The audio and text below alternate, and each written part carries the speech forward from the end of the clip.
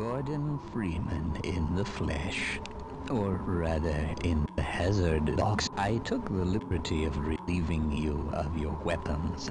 The border world, then, is in our control for the time being, thanks to you. Quite a nasty piece of work you managed over there. I am impressed. That's why I'm here, Mr. Freeman.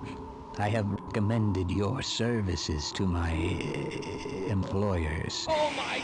And they have authorized me to offer you a job. In the meantime, this is where I get off.